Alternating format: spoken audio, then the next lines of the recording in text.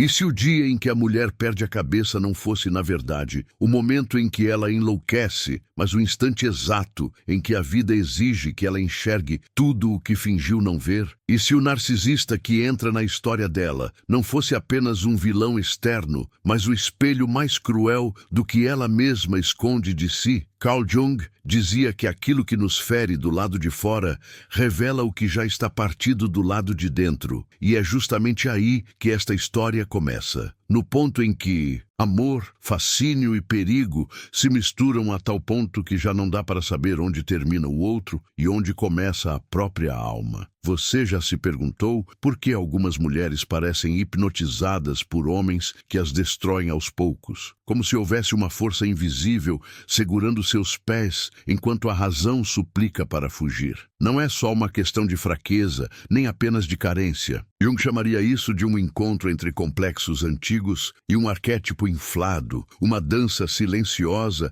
entre a parte ferida da mulher e a persona brilhante do narcisista. Por fora, ele é charme, segurança, intensidade. Por dentro, ele é vazio. E de algum modo perturbador, esse vazio parece dialogar com algo dentro dela que também se sente incompleto. Mas em que momento exato essa história atravessa a linha invisível entre paixão intensa e terror psicológico? Qual é o instante em que o carinho vira controle, a atenção vira vigilância e o amor começa a cheirar a prisão? Este é o cenário do caso mais assustador descrito à luz do pensamento de Carl Jung. Uma mulher aparentemente forte, lúcida, independente, que aos poucos começa a perder o eixo, a duvidar da própria memória, a questionar a própria sanidade. O mais inquietante não é o que o narcisista faz com ela, mas o que ela começa a fazer consigo mesma, sem perceber. Talvez o mais chocante seja perceber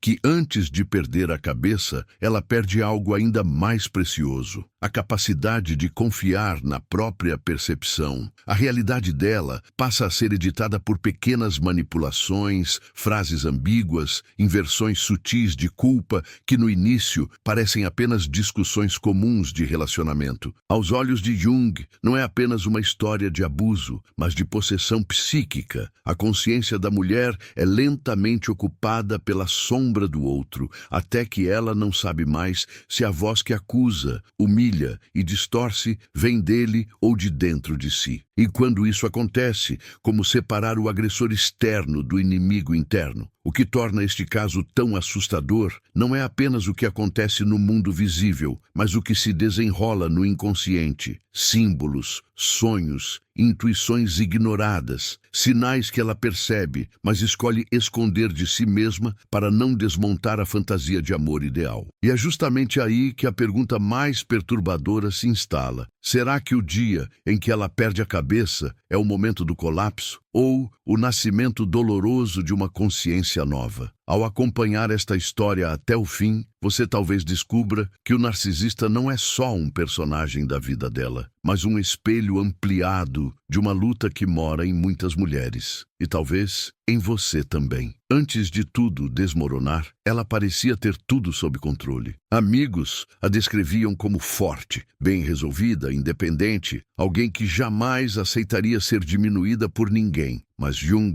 lembraria que a persona, essa máscara social que mostramos ao mundo, muitas vezes esconde uma criança ferida, silenciosa, esperando por aprovação. Por trás da imagem de mulher segura havia cansaço, solidão e uma dúvida que ela nunca admitia em voz alta. E se, no fundo, ninguém a escolhesse de verdade? Essa fissura invisível não aparece em foto alguma, mas é exatamente ela que prepara o terreno para o pior tipo de encontro. Quando ele apareceu, parecia tudo aquilo que ela jurou que merecia, mas lá no fundo achava que nunca teria. Um homem que olhava nos olhos com intensidade quase hipnótica, que escutava cada frase como se fosse uma revelação, que dizia coisas que pareciam vir de dentro dela. não dele. Jung chamaria esse momento de projeção em estado puro. Ela não enxergava quem ele era, enxergava quem queria que ele fosse. A figura dele ativava um arquétipo antigo, o do Salvador, o homem que finalmente iria resgatar a mulher exausta de carregar o mundo nas costas. O detalhe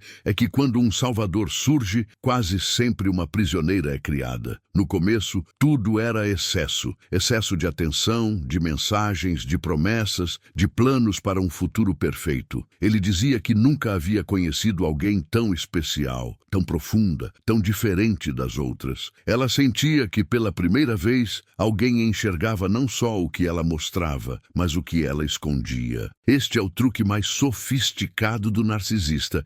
Ele estuda a alma dela como um espelho, aprende suas vulnerabilidades, seus traumas, suas faltas e devolve tudo embrulhado em forma de amor ideal. Jung diria que ela não se apaixonou por um homem, mas por uma imagem interna, por uma parte de si mesma que finalmente encontrara espaço para existir. As primeiras rachaduras não vieram como socos, mas como sussurros. Um comentário irônico sobre a roupa, uma crítica velada sobre um amigo, um olhar de desaprovação quando ela ria alto demais. Coisas pequenas, aparentemente inocentes, que ela rapidamente justificava. Ele só está preocupado comigo, ele só quer o melhor para nós. É assim que o jogo começa. O narcisista nunca chega impondo um cárcere, ele começa sugerindo ajustes. Jung talvez chamasse isso de a lenta infiltração da sombra do outro dentro da psique dela, ocupando espaços que antes eram livres. A cada pequena crítica, uma parte dela se encolhia e outra parte se esforçava ainda mais para agradar. Era como se um complexo antigo despertasse, talvez ligado a experiências passadas de rejeição, abandono ou humilhação. Ela não percebia, mas não estava apenas defendendo o relacionamento,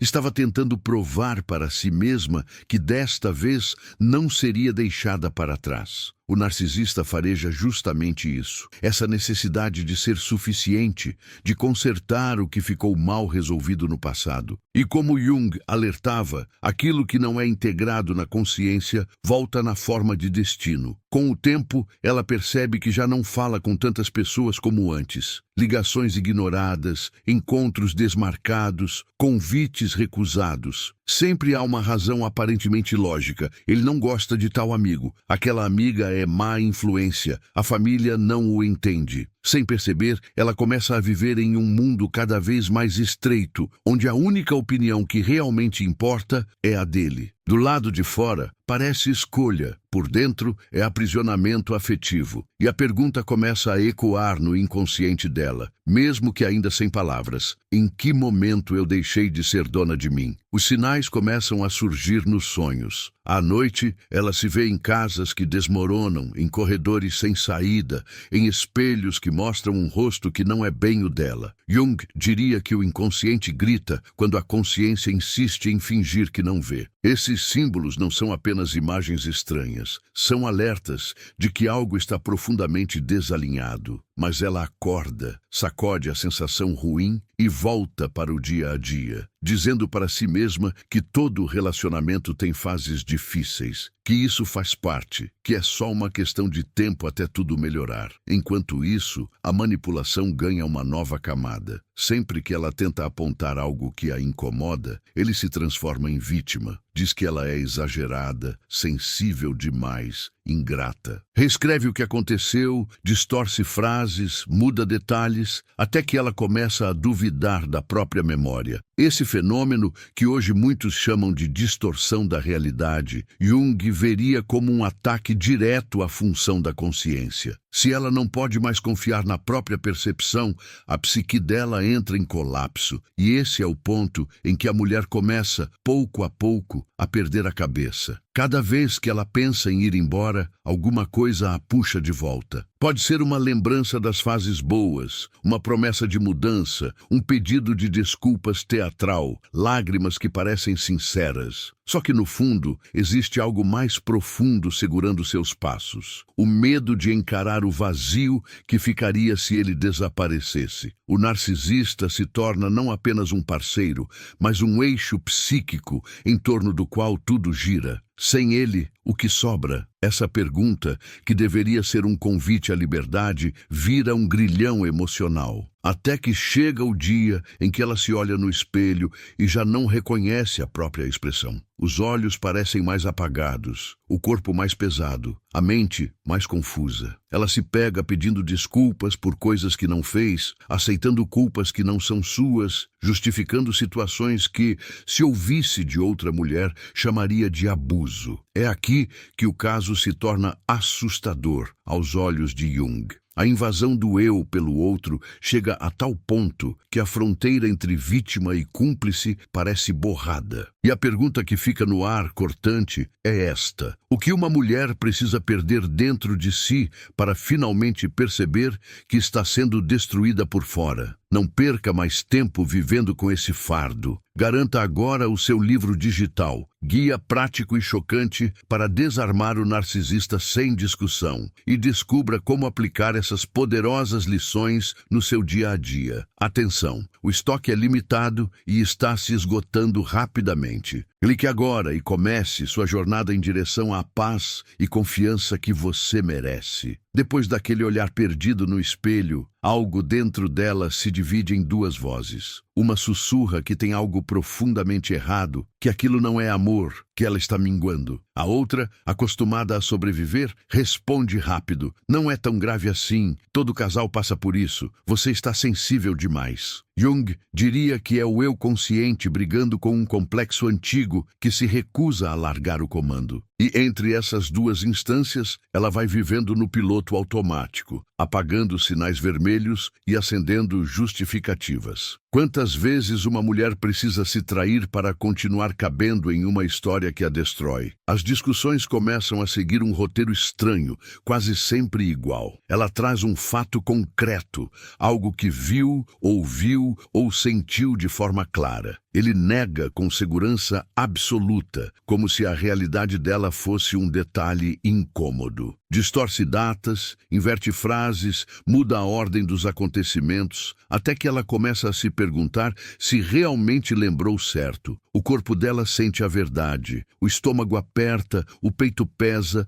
mas a cabeça já está contaminada pela dúvida. Jung chamaria isso de invasão psíquica, quando a verdade interior é sequestrada por uma narrativa externa mais forte. Quantas vezes a alma aguenta ser desmentida antes de começar a rachar? Os poucos amigos que restam percebem que algo mudou. Dizem que ela está estranha, mais calada, com o brilho nos olhos diferente. Alguns insistem, outros se afastam, cansados de vê-la justificando o injustificável. Ele, por sua vez, transforma essas tentativas de alerta em prova de perseguição. Repete que ninguém entende o amor dos dois, que as pessoas têm inveja, que estão tentando separar o casal. E ela, dividida entre a lealdade à própria sensação e o medo de perder o único vínculo que ainda acredita ter, escolhe ficar do lado dele. Jung apontaria aqui uma repetição dolorosa, a velha escolha entre agradar quem machuca ou ouvir quem protege. Em momentos de silêncio, memórias antigas começam a emergir sem que ela as peça. Lembra de situações da infância em que também se sentiu culpada por coisas que não eram sua responsabilidade, de vezes em que precisou ser boazinha para não ser deixada de lado, de momentos em que engoliu o choro para manter a paz em casa. Nada disso surge como uma análise clara, mas como sensações familiares.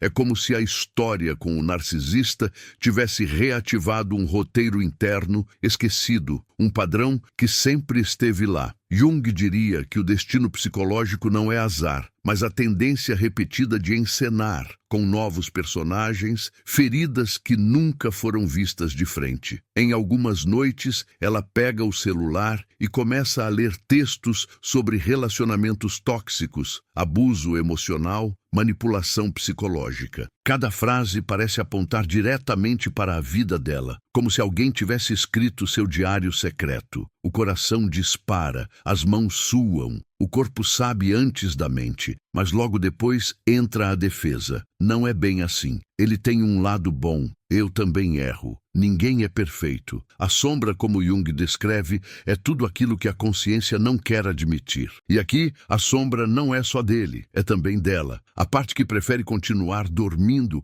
a confrontar o terremoto que viria se admitisse a verdade inteira. A vigilância sobre ela aumenta disfarçada de preocupação. Ele quer saber onde ela está o tempo todo, com quem fala, por que demorou para responder. Mexe no celular dela, questiona amizades, reclama de roupas, implica com qualquer coisa que a faça se sentir livre demais. Curiosamente, toda vez que ela reage, ele a acusa de ser controladora, ciumenta, paranoica. A projeção acontece em tempo real. Ele atribui a ela o que não suporta enxergar em si mesmo. Jung explicaria que aquilo que o ego não tolera reconhecer dentro, projeta fora, em alvos convenientes. E presa nesse labirinto, ela começa a se perguntar se realmente está ficando desequilibrada. O dia em que ela perde a cabeça não começa com uma explosão, mas com pequenas fissuras acumuladas. Uma mensagem ignorada, um comentário frio, um desaparecimento sem explicação. Quando ele finalmente aparece, age como se nada tivesse acontecido, ainda por cima insinuando que ela exagera, que dramatiza tudo, que anda instável. A tensão, que já vinha há muito tempo, alcança um ponto de saturação. Em um gesto aparentemente banal, ele provoca, ri de um limite dela, desrespeita algo que ela havia pedido e, de repente, a represa estoura. Ela grita, chora, perde o controle, derruba coisas, diz tudo o que vinha engolindo em silêncio. Do lado de fora parece surto, do lado de dentro é o eu esmagado tentando não desaparecer. Ele, quase sempre, permanece curioso e estranhamente calmo. Em vez de acolher, se coloca como vítima, diz que está com medo dela, que não merece esse tipo de tratamento, que nunca viu alguém tão descontrolada. Às vezes, chega ao ponto de filmar a cena, congelando o momento em que ela está mais vulnerável para usar depois como prova de que ela é o problema. Aos olhos de quem vê apenas aquele recorte, a história parece clara. Uma mulher histérica, um homem paciente. Jung alertaria para o perigo das imagens sem contexto, porque a psique não se adoece de repente. Ela se quebra depois de muitos pequenos cortes invisíveis. Depois desse episódio, a vergonha cai sobre ela como um peso quase insuportável. Ela se sente monstruosa, desproporcional, errada em sua essência. Em vez de enxergar o colapso como um sinal de que algo tornou-se insustentável, interpreta tudo como prova de que não é boa o bastante, madura o bastante, equilibrada o bastante. Pede desculpas, implora por perdão, promete se controlar mais. Sem perceber, ela não está apenas aceitando a culpa que ele projeta, está introjetando o agressor,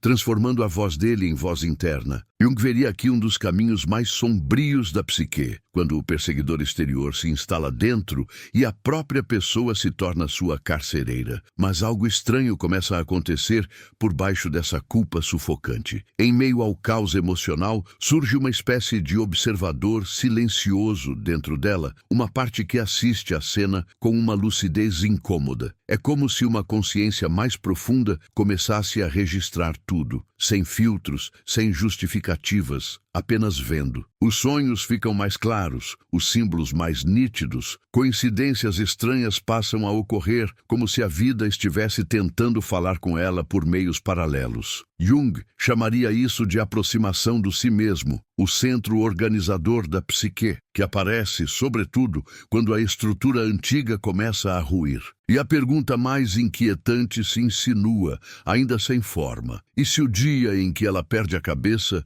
for, na verdade, o momento em que uma parte mais verdadeira de si mesma decide que não aceita mais viver anestesiada? Com o passar dos dias, aquele observador silencioso dentro dela começa a ficar mais nítido. É como se uma parte da sua alma tivesse se sentado na plateia para assistir à própria vida em câmera lenta. Ela se vê cedendo, pedindo desculpas, apagando mensagens, engolindo respostas que queimam na garganta. Ao mesmo tempo, vê ele repetindo as mesmas cenas, os mesmos discursos, as mesmas viradas dramáticas. Jung diria que, quando a consciência começa a assistir ao próprio padrão, algo está prestes a mudar, ainda que a mudança assuste mais do que a dor conhecida. Então surge a pergunta que ela tenta empurrar para longe. Até quando vou sustentar uma história que só existe porque eu continuo acreditando nela? A divisão dentro dela fica mais clara. De um lado, a parte que se acostumou a sobreviver, que diz que é melhor ter alguém do que encarar o vazio, que repete frases prontas para justificar o injustificável. Do outro, uma voz mais antiga, quase ancestral, que sussurra que isso não é amor, que existe um tipo de paz que ela nunca experimentou porque sempre esteve ocupada demais tentando consertar pessoas quebradas. Jung falava do conflito entre o eu adaptado e o eu autêntico, entre a máscara que garante aceitação e a essência que cobra verdade. No corpo dela, esse conflito aparece como insônia, crises de choro escondidas, um cansaço estranho que nenhuma noite de sono resolve. Em momentos de honestidade brutal consigo mesma, ela percebe que não é só medo de perder o narcisista, é medo de encarar o que a fez chegar até ali. Porque se ela admitir que ficou tempo demais em um lugar que a machucava, vai precisar se perguntar por que achou que merecia tão pouco. Jung explicaria que o narcisista aqui encarna uma figura mais profunda, o ânimos negativo, a imagem interna do masculino que, em vez de proteger, julga, humilha, desautoriza. Ele é o rosto externo de uma voz que há muito tempo ecoa dentro dela, dizendo que nunca é suficiente, que sempre precisa fazer mais para ser amada. Às vezes, ela se pega imaginando como seria a vida sem ele. A cena é rápida, quase um flash. Ela acordando em silêncio, escolhendo a própria roupa sem medo de crítica, saindo para encontrar amigos sem precisar dar satisfações humilhantes. Em seguida, vem uma onda de culpa, como se tivesse traído alguém apenas por pensar. O narcisista, de alguma forma, conseguiu ocupar o lugar de juiz moral dentro da cabeça dela. Jung diria que a psique, quando não está integrada, entrega seu poder a figuras externas que parecem mais fortes. E enquanto isso, uma pergunta se instala como um sussurro teimoso. Se eu tivesse que recomeçar do nada, eu saberia quem sou sem ser definida por ninguém? O próximo conflito entre eles parece, à primeira vista, apenas mais uma repetição. Uma discussão por causa de uma mensagem, uma reação dele completamente desproporcional, uma acusação injusta. Só que dessa vez, algo diferente acontece. Enquanto ele fala, distorce fatos, dramatiza, ela sente uma espécie de silêncio interno tomando espaço. É como se duas camadas de realidade se separassem. De um lado, a cena concreta, barulhenta. Do outro, uma percepção fria e clara. Ela já viu esse filme tantas vezes que consegue prever a próxima frase dele. Jung chamaria isso de começo de desidentificação com o padrão. Quando a pessoa começa a ver o roteiro, começa também a vislumbrar a possibilidade de sair de cena. Em um dia qualquer, quase por acaso, ela esbarra em uma frase que a atravessa como uma lâmina. Pode ser em um livro, em uma conversa, em uma sessão de terapia, em um trecho de Jung falando sobre sombra e projeção. A ideia é simples e devastadora ao mesmo tempo. Tudo aquilo que você aceita em nome de um suposto amor revela, na verdade, o quanto você se abandonou. Ela fecha os olhos e essa frase não sai mais da sua cabeça. Não é mais sobre ele apenas. É sobre todas as vezes em que ela colocou as necessidades dos outros acima das próprias. Todas as vezes em que engoliu o próprio limite para não ser vista como difícil, ingrata ou dramática. Esse é o ponto em que o caso se torna ainda mais perturbador à luz do pensamento junguiano, porque não se trata apenas de uma mulher dominada por um narcisista, mas de uma psique inteira, organizada em torno da ideia de que ser amada significa suportar dor em silêncio. O homem narcisista é assustador, sim, com seu jogo psicológico, sua manipulação, sua frieza. Mas o que mais assusta é perceber o quanto ela participou, sem perceber, da construção desse altar em que o outro é colocado acima de si mesma. Jung diria que, antes de ser libertação, enxergar isso é um choque quase insuportável para o ego. A sombra dela também começa a se mostrar. Aquela parte que se ressentia em segredo, que tinha raiva, que sonhava com vingança, que desejava ver o narcisista fracassar, humilhado, implorando para voltar. Não é bonito admitir isso, mas é real. E é justamente por não encarar esses sentimentos que ela permanecia presa. Jung insistia que aquilo que é negado não desaparece, apenas opera nas sombras, sabotando por baixo. Ao reconhecer que também existe em si um desejo de controle, de superioridade, de ter razão a qualquer custo, ela percebe que o jogo é mais complexo do que vítima e vilão. Há um espelho incômodo aí, e ele devolve uma imagem que ela não queria ver. Ao ampliar o olhar, o caso deixa de ser apenas a história de uma mulher específica e passa a tocar algo maior. Quantas mulheres, em silêncio, vivem relações nas quais são lentamente desfeitas em nome de uma ideia distorcida de amor? Quantas aprenderam desde cedo que cuidado é sinônimo de sacrifício extremo, que o amor verdadeiro aguenta tudo, inclusive humilhação? Jung falaria do inconsciente coletivo, desse campo de símbolos e crenças que atravessa gerações. O narcisista, nesse cenário, não é só um indivíduo, é um arquétipo do predador emocional que encontra, em certas culturas e narrativas, solo fértil para prosperar. E então surge a pergunta que muda a direção interna da história, ainda que nada pareça mudar por fora. O que é mais assustador, o homem narcisista que a manipula ou a possibilidade de que ela mesma, em algum nível, tenha se acostumado a confundir amor com dor? Essa pergunta não traz alívio, traz vertigem. Porque se a resposta estiver dentro, não haverá mais como culpá-lo por tudo. Jung diria que esse é o início da verdadeira travessia, quando, diante do abismo, a pessoa começa a suspeitar que a saída não está em consertar o outro, mas em encarar, face a face, o que precisa morrer dentro dela para que uma nova vida possa nascer. E é exatamente nesse ponto que o dia em que ela perde a cabeça começa a revelar um significado muito mais profundo do que um simples colapso emocional. Ela começa a perceber que algo mudou, não porque o mundo ao redor se transforma, mas porque a forma como ela vê esse mundo já não é a mesma. Gestos que antes pareciam prova de amor, agora soam como coleira. Mensagens que antes eram lidas com borboletas no estômago, agora trazem um aperto estranho no peito. De repente, ela se pega demorando um pouco mais para responder, dizendo não em pequenas coisas, guardando um pedaço do dia só para si. São rebeldias microscópicas, invisíveis para quem olha de fora, mas enormes para uma alma que passou tanto tempo se dobrando. Jung chamaria isso de o primeiro sopro da individuação. A vida sussurrando que ela não nasceu para ser apenas um papel no drama de alguém. Quando relembra o início da relação, as cenas voltam como um filme, mas com outra trilha sonora. Os elogios exagerados,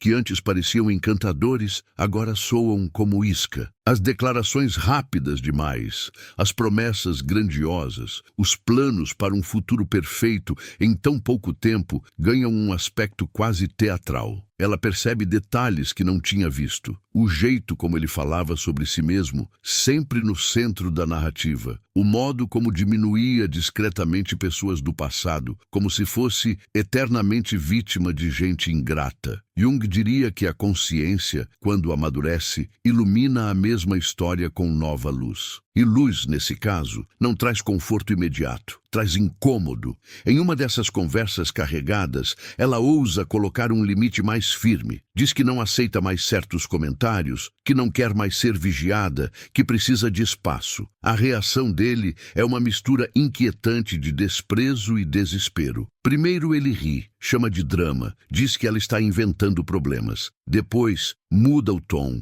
ameaça ir embora, insinua que ela nunca mais vai encontrar alguém como ele. Quando percebe que ela não cede tão rápido, puxa o velho arsenal de afeto repentino, declarações de amor, lembranças dos momentos bons. Ela observa tudo com uma estranha dupla visão. Sente o impacto emocional, mas também percebe o padrão se repetindo com uma precisão quase matemática. A psique dela começa a reconhecer que está dentro de um conto mais antigo do que imagina. Lembra de histórias que ouviu quando era criança, de mulheres que desciam para mundos escuros, de princesas trancadas em torres, de pessoas proibidas de abrir certas portas porque a verdade escondida poderia destruir tudo. Jung lembraria que esses contos não são apenas fantasia, são mapas simbólicos da alma. Ela sente que vive em um castelo bonito por fora, mas cheio de corredores trancados por dentro, e pressente que, em algum lugar dessa estrutura, há um quarto que ela ainda não teve coragem de abrir, o lugar onde a verdade mora. Em um momento de desespero manso, ela se aproxima de algum tipo de ajuda, seja por meio de um livro, de uma conversa séria ou de um espaço terapêutico. O que encontra não são respostas prontas, mas perguntas mais profundas do que as que fazia a si mesma. Ouve falar de sombra, de complexos, de padrões herdados, de repetições inconscientes. Alguém lhe diz que o narcisista é real, perigoso, destrutivo, mas que ele também é um espelho que aponta para feridas anteriores. Essa ideia a irrita e alivia ao mesmo tempo. Irrita porque ela queria um vilão puro para poder odiar sem culpa. Alivia porque, de alguma forma, devolve a ela um pedaço de poder que tinha entregado sem perceber. Por impulso, em uma noite qualquer, ela começa a escrever. No início, são frases soltas, pensamentos quebrados, desabafos confusos, mas conforme as palavras ganham corpo, ela percebe que está, pela primeira vez, narrando a própria história sem o filtro da voz dele. Escreve o que sentiu, o que viu, o que engoliu. Lembra de cenas que havia jogado para o porão da memória. Percebe como pequenas humilhações foram se acumulando, como aceitou migalhas em nome de um amor idealizado. Jung diria que colocar em palavras é uma forma de tirar das sombras aquilo que no escuro parecia gigantesco demais. Ao ler o que escreveu, ela se dá conta de uma coisa simples e brutal. Se alguém lhe contasse essa mesma história, ela diria para essa pessoa ir embora sem olhar para trás. No cotidiano, no entanto, nada parece tão simples. Eles continuam se encontrando, saindo, sorrindo em fotos, compartilhando momentos que, vistos rapidamente, poderiam ser confundidos com felicidade. Ele segue interpretando o papel de parceiro carismático diante de amigos, encantando pessoas, fazendo comentários inteligentes, se mostrando atencioso em ocasiões estratégicas. Ela segura a cena ao lado dele, mas por dentro sente como se estivesse atuando em um palco que já não acredita. Jung chamaria isso de conflito entre persona e verdade interior. Para o mundo, ela ainda é a mulher dele. Para si mesma, começa a se sentir uma estranha, ocupando o próprio corpo. As sincronicidades começam a se intensificar, como se a vida tivesse decidido participar diretamente da história. Ela escuta relatos semelhantes ao seu de pessoas que nunca viu. Esbarra em trechos de entrevistas de Jung falando sobre relacionamentos destrutivos. Vê símbolos se repetindo em sonhos, em músicas, em conversas aleatórias. Não é superstição. É um tipo de alinhamento simbólico que faz tudo parecer conectado. A cada novo sinal, ela sente uma mistura de medo e confirmação. É como se o universo dissesse de forma insistente: você não está louca. O que está errado não é a sua sensibilidade, é a realidade que você aceitou como normal. Em um dia específico, ela se permite uma experiência que parece pequena, mas que carrega uma força inconsciente imensa. Desliga o celular por algumas horas, vai a um lugar que gosta, fica em silêncio sem dar explicações, respira sem ser observada. No início, o corpo inteiro entra em alerta. Medo da reação dele, medo das acusações, medo de ser chamada de irresponsável, egoísta, ausente. Aos poucos, porém, algo se reorganiza dentro dela. Sente uma espécie de alívio que não sabe nomear, uma lembrança distante do que é existir sem se sentir vigiada. Quando volta e encontra o furacão de mensagens, acusações e cobranças, percebe com um certo espanto que o caos externo já não consegue apagar completamente a calma que experimentou por dentro. Esse contraste entre o terror de ser controlada e o gosto tímido da própria liberdade traz à tona uma pergunta que, agora, se recusa a ser empurrada de volta para o fundo. O que é de fato perder a cabeça? É explodir depois de anos de abuso silencioso ou continuar repetindo o mesmo roteiro até a alma se apagar de vez? E se o episódio em que ela foi chamada de louca não fosse prova de insanidade, mas de que a estrutura antiga estava finalmente rachando? Jung diria que toda transformação profunda parece, à primeira vista, um colapso. A questão que paira no ar, densa e inquietante, é se ela terá coragem de atravessar esse colapso até o outro lado, ou se vai escolher mais uma vez arrumar os cacos e voltar para o mesmo labirinto de sempre. Ela começa a notar que, por trás de toda a dor, existe uma pergunta ainda mais incômoda que insiste em aparecer nos intervalos de silêncio. Quem eu seria se não estivesse tentando sobreviver a essa relação? Não é uma pergunta romântica, é quase um choque, porque até ali, grande parte da vida dela girou em torno de entender o outro, de decifrar o humor dele, de neutralizar explosões, de antecipar descontentamentos. Quando essa engrenagem interna dá uma leve falha, ela percebe que sabe tudo sobre as oscilações dele, mas quase nada sobre o próprio desejo. Jung diria que esse é o retrato de uma psique colonizada, em que a energia vital foi sequestrada por um vínculo que suga mais do que devolve. À medida que essa consciência se insinua, o narcisista sente, mesmo sem compreender racionalmente, que está perdendo um tipo de domínio invisível. Ele intensifica, então, seus movimentos dramáticos. Alterna frieza cortante com declarações apaixonadas, silêncio absoluto com bombardeio de mensagens, ameaças de ir embora com promessas de recomeço. É como se testasse, uma a uma, todas as cordas emocionais que ainda podem amarrá-la. Jung veria nisso a resistência de um complexo que se recusa a morrer, lutando com unhas e dentes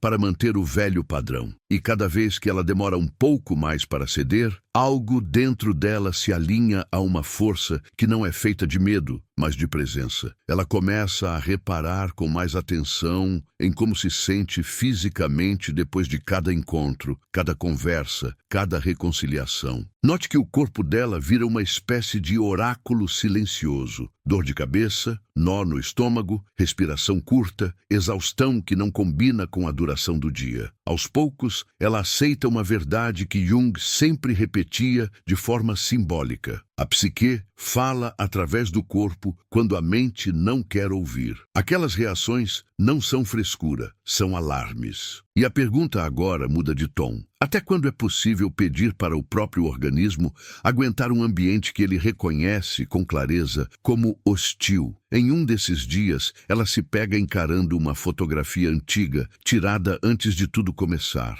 Observa o olhar, a postura, a forma como ocupava o espaço. Percebe que, mesmo com inseguranças, havia ali um brilho diferente, uma espontaneidade que parece ter sido apagada aos poucos. É como se estivesse olhando para uma personagem esquecida de si mesma. Jung diria que para que haja transformação verdadeira, é preciso primeiro reconhecer o que foi sacrificado no altar da adaptação. Ao comparar quem era com quem se tornou, ela não sente apenas tristeza, sente uma espécie de luto por si mesma, como se tivesse abandonado alguém muito importante no meio do caminho. A partir daí, o dia em que ela perde a cabeça ganha um contorno diferente na memória. Aquela cena, tantas vezes usada contra ela como prova de loucura, começa a ser revisitada sob outra ótica. Ela se lembra do que sentiu antes de explodir, das situações acumuladas, das palavras engolidas, dos alertas ignorados. O que parecia um surto isolado começa a se revelar como o ápice de uma trajetória de silenciamento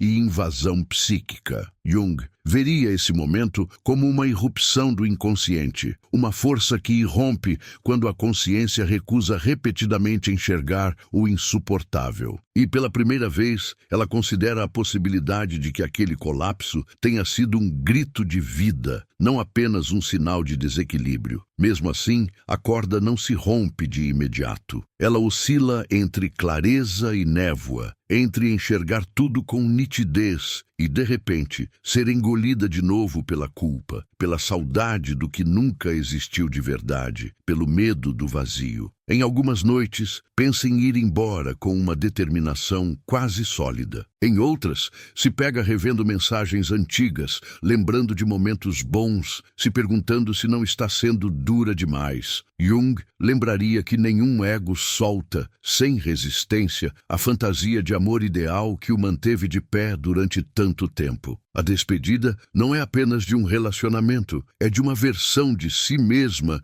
que acreditou cegamente naquele enredo. O que torna esse caso tão assustador, à luz do pensamento junguiano, não é apenas a figura do narcisista, mas a batalha invisível travada no interior da mulher. De um lado, a sombra dele, com sua crueldade emocional, suas manipulações, seu vazio brilhante. Do outro, a sombra dela, com seu medo de ficar só, sua necessidade de ser escolhida, sua crença de que precisa merecer amor pagando com sofrimento. Entre essas forças, o si mesmo tenta emergir, insistindo em uma verdade silenciosa. Nenhuma relação que exige a morte da própria alma pode ser chamada de amor. Só que reconhecer isso implica uma coragem que assusta mais do que o próprio narcisista. Em certos momentos, ela sente um impulso quase físico de confrontá-lo com tudo o que agora enxerga. Imagina conversas em que desmonta, ponto por ponto, cada manipulação, cada distorção, cada crueldade. Fantasia vê-lo exposto, sem máscara,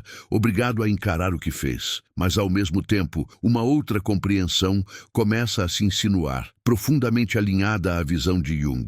O verdadeiro confronto não é com a persona dele, e sim com aquilo que, dentro dela, ainda pede aprovação desse mesmo olhar que a destrói. Enfrentar o narcisista sem enfrentar esse pedido interno é apenas trocar de cena mantendo o mesmo roteiro. Chega então um ponto em que a pergunta central deixa de ser por que ele é assim e passa a ser o que em mim ainda acredita que precisa permanecer onde dói. Esse deslocamento é sutil, mas radical, porque a partir daqui o foco sai do fascínio pelo monstro e entra na possibilidade de libertação da vítima. Jung diria que, quando a consciência assume responsabilidade pelo próprio destino psíquico, algo muda na qualidade da energia. Já não se trata apenas de denunciar o predador, mas de retirar dele a permissão para continuar ocupando o lugar de centro da vida. E isso é muito mais assustador do que qualquer diagnóstico sobre a personalidade dele. É neste cruzamento que o caso se torna verdadeiramente sombrio e, ao mesmo tempo,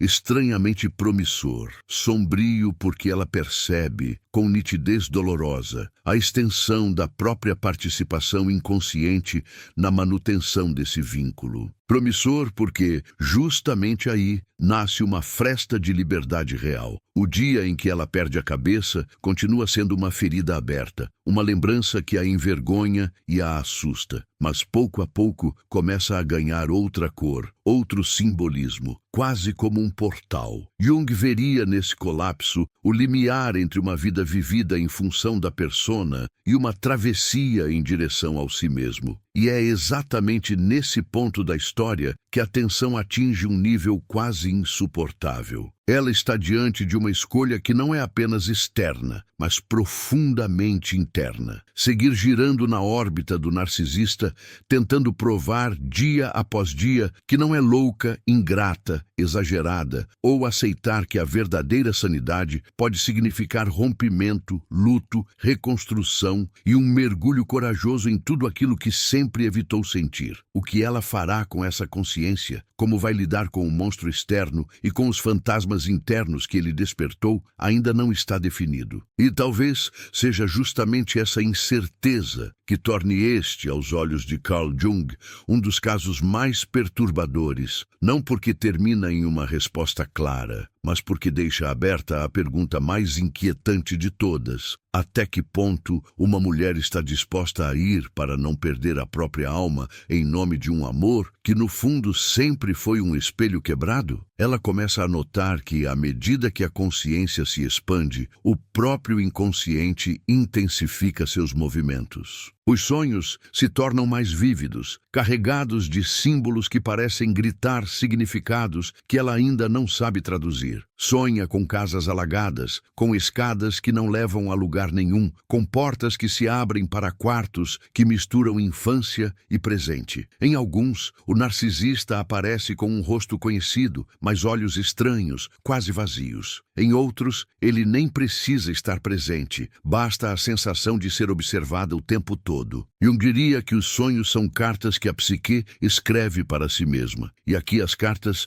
não poderiam ser mais claras. Algo dentro dela já sabe o que a parte acordada ainda tem medo de admitir. Um dia, quase por acaso, ela leu uma frase atribuída a Jung, que a atravessa como uma revelação silenciosa. Onde o amor reina, não há vontade de poder. E onde o poder domina, falta amor. Essa frase, que poderia ser apenas uma citação bonita em um livro qualquer, cai dentro dela como um peso. De repente, a relação que ela tanto defendeu começa a se revelar como um tabuleiro de poder, não como um espaço de amor. Ela revê cada cena em que ele precisava ter razão, cada momento em que a fragilidade dela foi usada como argumento, cada vez em que o perdão foi arrancado, não oferecido. E a pergunta que surge é cortante. Em que momento ela aceitou chamar de amor aquilo que, na prática, era apenas domínio disfarçado de cuidado? Quando revisita mentalmente o dia em que perdeu a cabeça, outra imagem surge por trás da lembrança de si mesma em colapso. Ela se lembra do olhar dele naquele instante específico, de uma frieza curiosa, quase clínica, como se estivesse analisando um experimento. Pela primeira vez, ela percebe o quanto aquele momento também expôs as fissuras da máscara dele. Por alguns segundos, foi possível ver não apenas o agressor seguro de si, mas um vazio assustado, uma espécie de buraco interno coberto por camadas de arrogância. Jung veria nesse ponto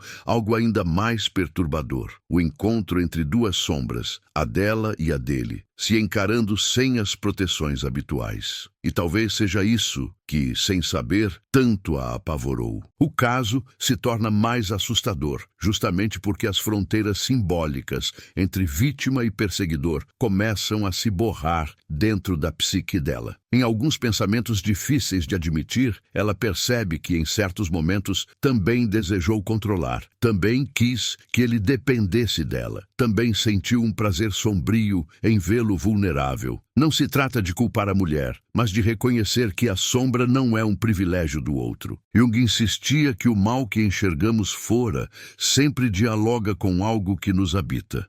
E é essa percepção, mais do que o comportamento do narcisista, que produz um arrepio profundo. A intuição de que, se não cuidar da própria sombra, corre o risco de reproduzir a mesma lógica em outras relações, com outras máscaras. Ela começa a sentir que não carrega apenas a própria história, mas um corredor de vozes femininas atrás de si. Lembra da mãe pedindo desculpas por chorar, da avó que dizia que mulher tem de aguentar, de frases soltas que ouviu ao longo da vida sobre homens difíceis, temperamento forte, ciúme como prova de amor. Essas memórias se juntam como um coro antigo, pesado, que empurra gerações inteiras para o mesmo tipo de cadeia afetiva. Jung chamaria isso de inconsciente coletivo, operando em silêncio, repetindo mitos de sacrifício, abnegação e culpa. Ela percebe que, se continuar ali, não estará apenas traindo a si mesma, mas também entregando às próximas mulheres o mesmo roteiro disfarçado de destino. Em conversas imaginárias, que acontecem só dentro dela, ela começa a falar com a menina que um dia foi, e talvez com uma filha que nem sabe se terá. Diz coisas que nunca ouviu, promete o que ninguém prometeu a ela, jura que não deixará que outra mulher aprenda a chamar violência emocional de amor maduro. Essas cenas internas não são apenas fantasia, são ensaios de uma nova postura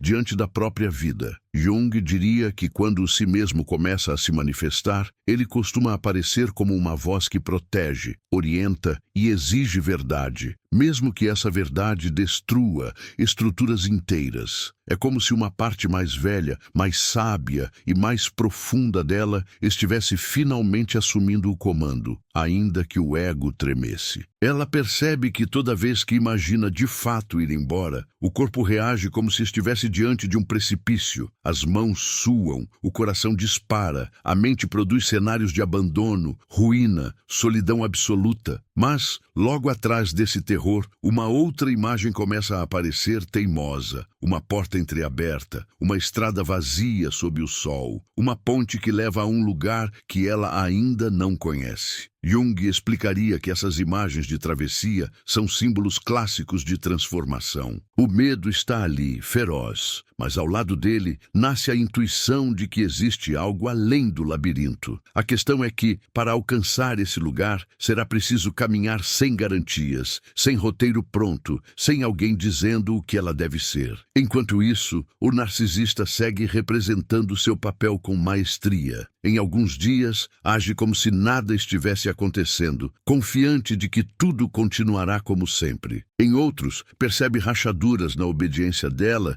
e reage com mais força, mais dramatização, mais chantagem emocional. Ora se coloca como vítima incompreendida, ora como juiz moral, ora como salvador arrependido. Para Jung, ele continua sendo a personificação de um arquétipo predatório, um tipo de energia que existe bem antes dele e que continuará existindo depois. O que muda agora é que ela começa a suspeitar de algo crucial. Talvez o verdadeiro perigo não seja ele em si, mas a permissão interna que ela lhe deu para ocupar um lugar que nunca deveria ter sido entregue. Em uma noite particularmente silenciosa, depois de mais uma discussão que termina com um pedido de desculpas mecânico e um vazio ainda maior, ela fica sentada na cama, olhando para o nada. Não chora, não grita, não explica, apenas sente. Sente o peso dos anos, sente o cansaço de se explicar, sente a exaustão de sempre voltar ao mesmo ponto, como se a vida fosse um círculo viciado. É um silêncio diferente, não é o silêncio de quem desistiu, é o silêncio de quem finalmente ouviu algo que não pode mais ser desouvido. Jung diria que esse é o momento em que a psique, cansada de girar em torno do mesmo eixo, começa a buscar um centro mais profundo, ainda que isso exija uma ruptura que parece, à primeira vista, destruição. Do ponto de vista junguiano, é aqui que o caso assume contornos verdadeiramente sombrios e, ao mesmo tempo, decisivos. Se ela recuar, se voltar a se convencer de que exagerou, se transformar o dia em que perdeu a cabeça no principal argumento contra si mesma, corre o risco de se fragmentar por dentro, de se afastar cada vez mais da própria verdade, de viver uma existência adaptada, correta por fora e devastada por dentro. Se avançar, se der ouvidos àquela parte silenciosa que pede um basta, terá de atravessar medo, culpa, luto, solidão, desmontar a persona de mulher forte que aguenta tudo e encarar as próprias ruínas. O ponto que torna esse caso, aos olhos de Carl Jung,